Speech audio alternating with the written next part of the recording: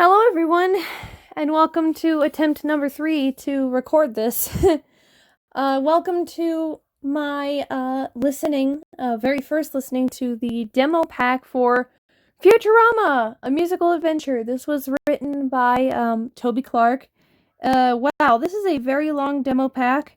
And I'm only just starting on it right now at 2:40 in the afternoon. I wish I could have started on it way earlier, but I only just got home and I had some things that I needed to take care of, and today's just been one of those days. But I'm home now, and I'm finally gonna listen to this, and I am so excited to hear the music and to see everything. I tried listening to it on my iPad, but it wouldn't play on the iPad for whatever reason. But I'm here on Google Drive now, on my phone, and we're gonna listen to these songs. I'm gonna, just as I did with Animaniacs the musical, I'm gonna pause, and I'm gonna review each one individually. So, let's see how this goes. I'm really excited to hear these songs, and I do apologize that if there is background noise. I am not the only person that lives in this house, and, as I'm recording this later than I would have liked, there's more noise than I would have liked too, so we're just gonna have to roll with the punches, and I hope it goes well, and I hope you enjoy it. I know I'll enjoy it, and let's play. Hello, this is the musical demo pack for Futurama, a musical adventure, written by Toby Clark. This is me, Trevor, the actor who plays Professor Farnsworth, reading this off because Toby has been so busy he can't do it. So, if you guys don't remember what this is, or for whatever reason Ruin gets hit on the head by some sort of Autobot invasion and doesn't really remember what's going on, then let me fill her in too. This is where we take some of the songs that have been completed by the orchestra, send it over to her, and she listens to them, gives her first reactions, and hypes up the audience, and thus herself. After all, it's the least we could do to thank her for all the promotion she's been doing for us. First off, let's get into the plot of Futurama, a musical adventure written by Toby Clark. There's this evil alien creature known as the Morbazok. It's this plant beast that, whenever it's exposed to air, it turns into this ravenous, all-consuming force that destroys a planet in its essence, gobbling it up and moving from planet to planet. It has recently been subdued and converted back into its original pod form. In other words, it's its seed. So Planet Express is tasked with bringing this Morbazok creature down to this Utopia planet, more specifically, its capital, Shining Time. Unfortunately, the cure wasn't in the package that they had, so they have to wait for that to get brought to them. But meanwhile, Mom from Mom's Friendly Robot Company is trying to sabotage them by unleashing the Morbazok onto the planet and causing it to ruin Planet Express's name and reputation.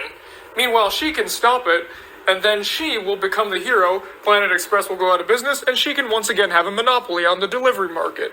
This is interspersed with plots about Bender and Fry's friendship, Fry trying to propose to Leela, and of course Igner, being Farnsworth's illegitimate son, one of Mom's kids, trying to reconnect with his father. And that's all I can really get into without delving into spoilers. We have 10 for you today. That's right, 10. That was 2 more than the Animaniacs one. 9 of these will be instrumentals, and one of them we actually had an actor being willing to record it with the orchestra. So you'll actually hear them, and we'll get to that in a moment. So I have the written descriptions right here that Toby has provided, and I will read them to you thusly. So now, we are about 2.5 minutes in, so let's actually get started. The first one is the Futurama theme song. This is the very opening of the show.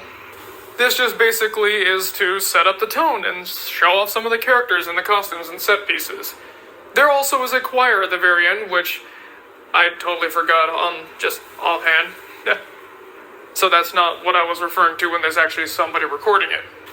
All of the choir was present for this, as well as all the people playing their instruments. Also of note, this is the song that plays as the curtain rises. When the music swells for the very first time, and you'll know when that is, that's when the curtain rises and everyone's getting off the ship and we show off all the characters. So, here we go.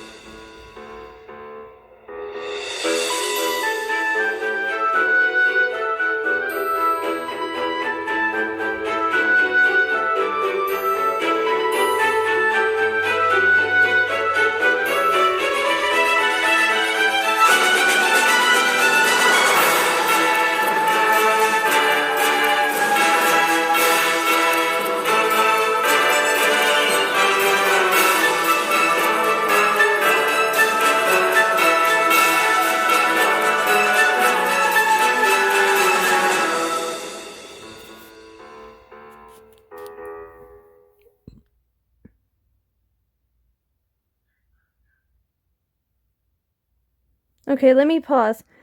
That was amazing. Keep in mind, bleh. Rowan talking, take two. Keep in mind, I have seen a lot more of Futurama than I ever had Animaniacs, and as a Futurama girl myself, not a huge, like, it's nowhere near as big as Transformers, but it is pretty big for me. And, to hear that orchestral rendition of the opening, that was absolutely amazing, and it perfectly just sets the tone of the musical. It sounds like it could actually be like I was picturing this on a big stage on Broadway. Like that was absolutely amazing. Great work, orchestra. Great work, Toby. That was beautiful. That was awesome. And now we go to the next song. The next song is called the Planet Express Jingle. Because of all the bad reviews that Planet Express has been getting, their sales are plummeting. So Professor Farnsworth asks the crew, how can we raise awareness of our brand and make people actually like us? So Fry and Bender say that they've been working on a very cool, catchy jingle. And it's basically just a white boy rap. And here it is.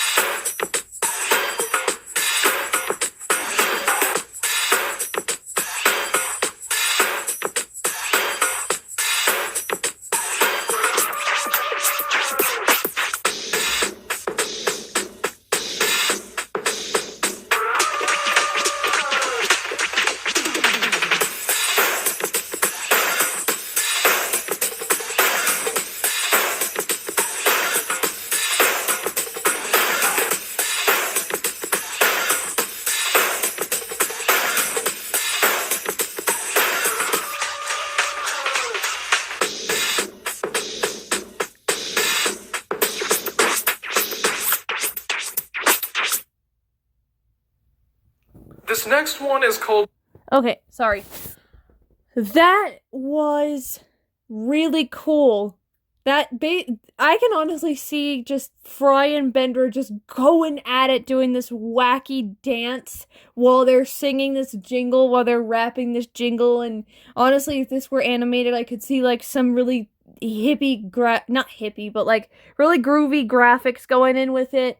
Honestly, that sounded really cool, and the drums and I don't want to say techno, but just the way the music came together, it was absolutely amazing.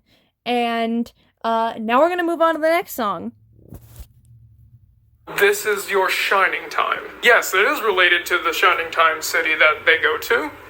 Once they get this delivery secured, Leela finds out that they're going to Shining Time, which, growing up in the minimum security orphanarium, she had a miserable childhood. Everyone picked on her, all the parents would pass on her, and she'd get horrible food, treatment, living conditions, you get the idea. The only thing that would ever give her hope was on the occasion where she'd see a printout ad, or hear a radio ad, or see a television ad, some kind of ad about Shining Time, trying to get people to visit. It's a tourism thing. That was the one thing giving her hope. She never thought that anyone could adopt her, but she did think that one day maybe she could go run away and live in this utopia city of Shining Time. That was her dream, and it always has been, the one thing she could hang on to, and now she's finally able to go. So on their way there, she sings the song that was in all the commercials from memory, and here it is.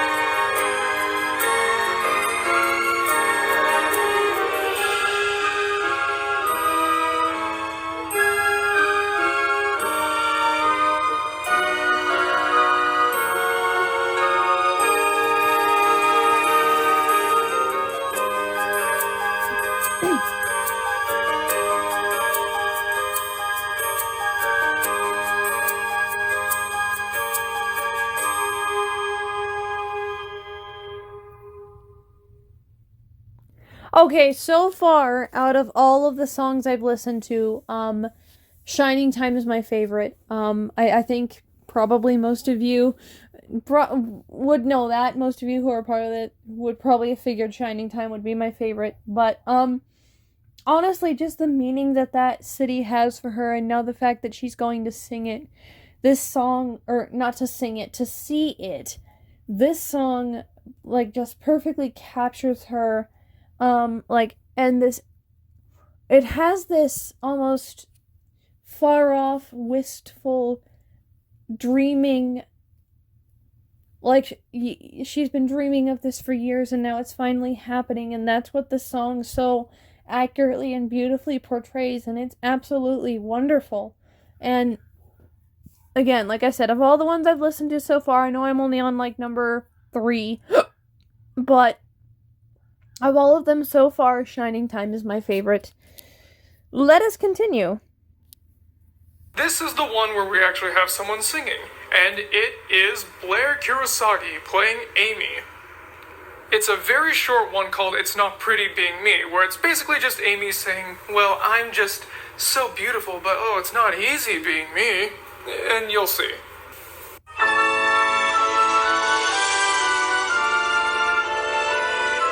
It's not pretty being me, just try it and you'll see.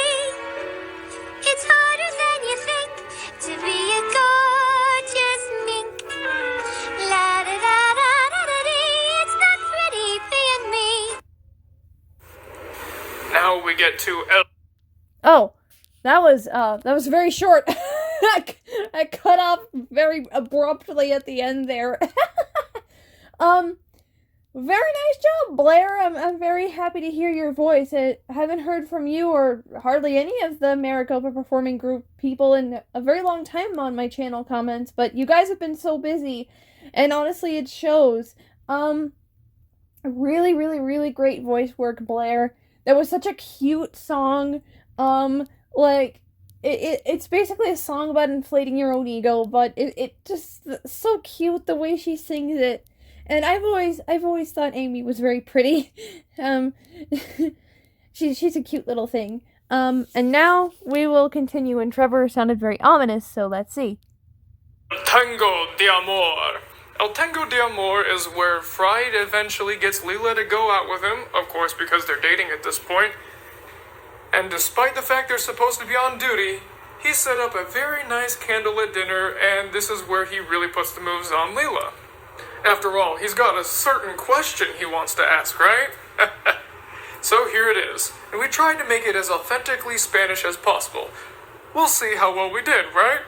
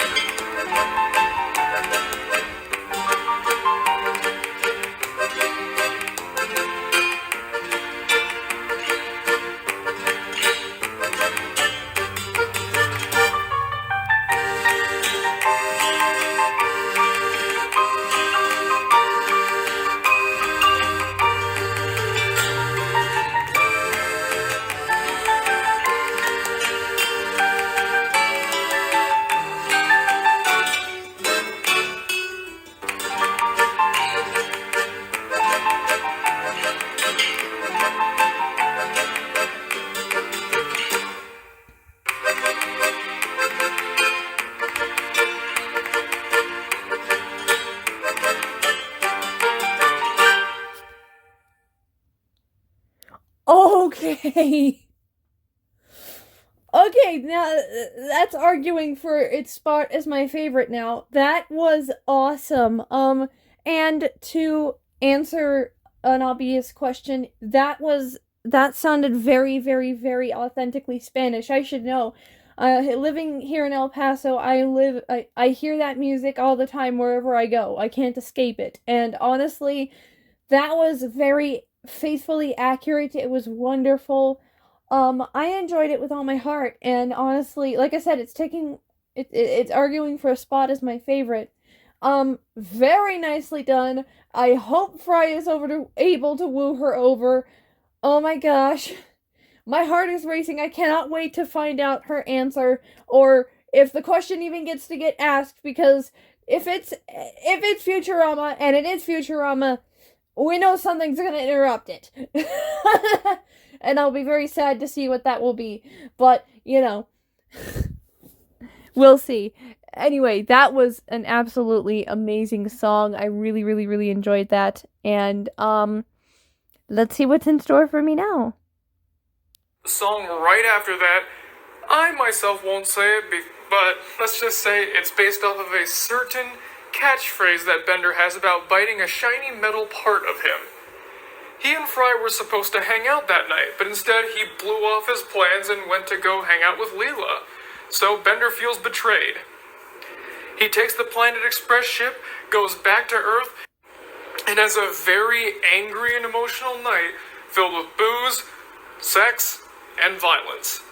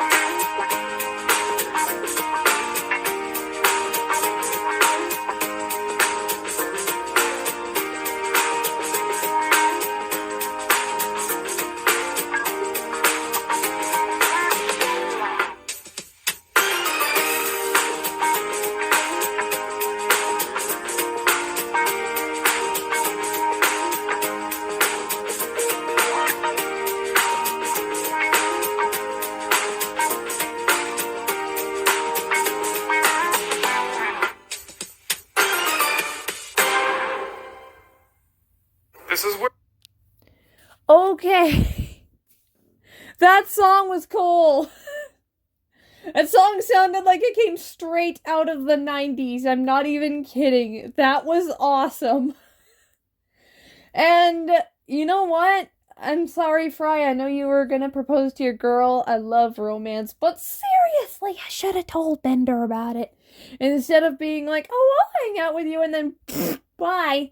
So yes, Fry, I agree with Bender. You could bite his shiny metal aft, to use the Cybertronian expression.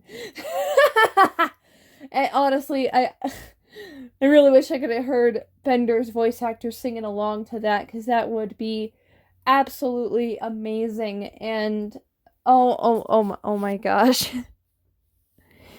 That was awesome. Let's hear the next song. We get to Act 2. There's a running theme throughout the musical that Hermes is counting down the days to Bureaucracy Day.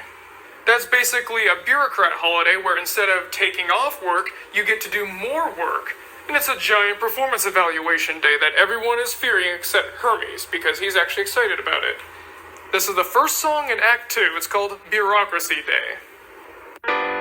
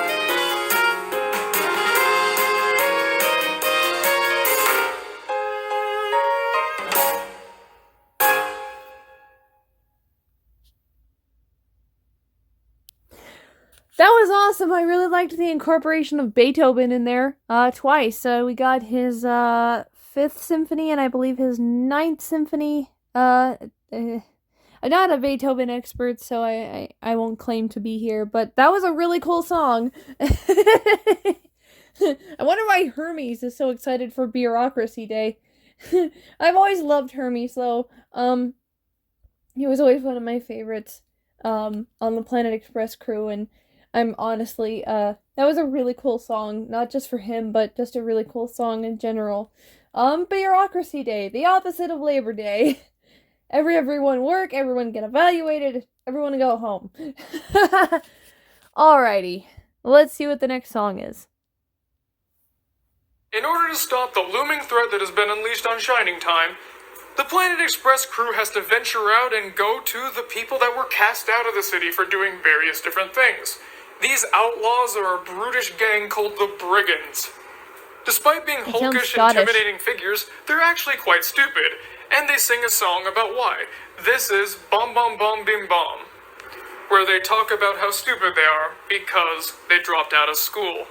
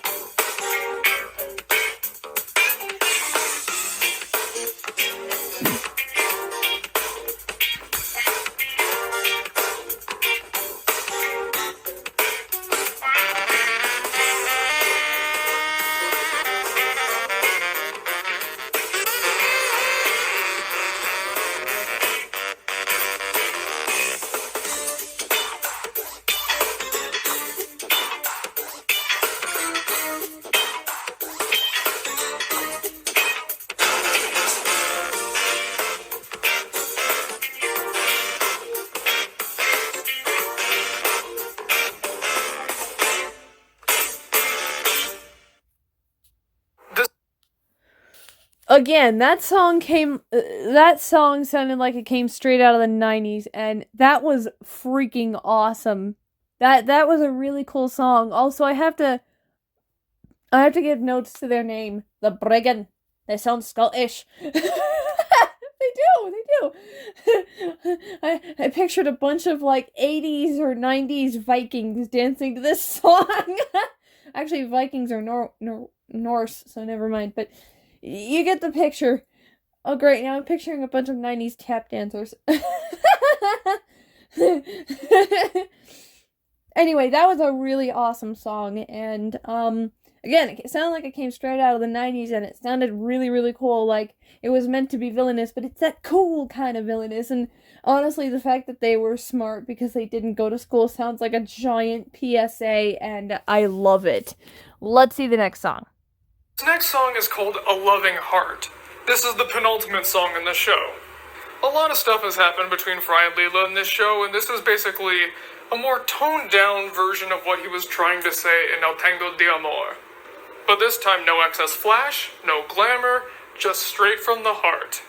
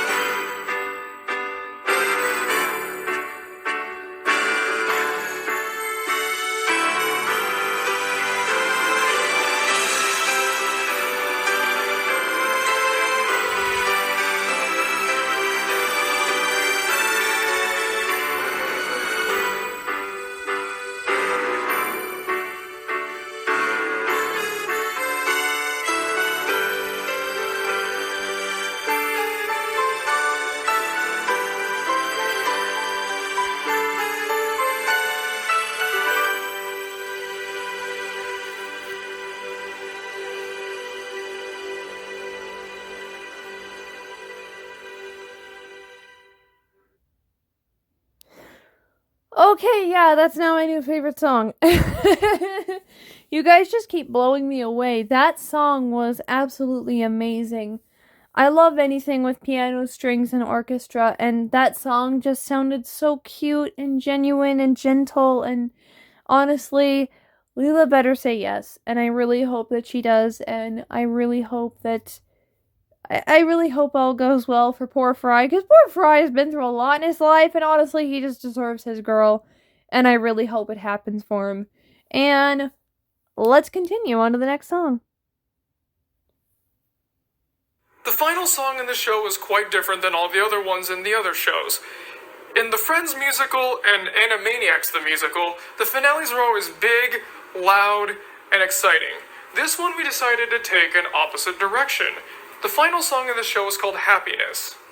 All the characters sing about, even though Planet Express isn't really the best, they feel great when in each other's company. They feel happy and comfortable and, most importantly, safe with each other. Especially after all the crap they went through over these years, and especially now. So it's a bit more of a quiet and emotional song. And here it is, Happiness, the final song in the show.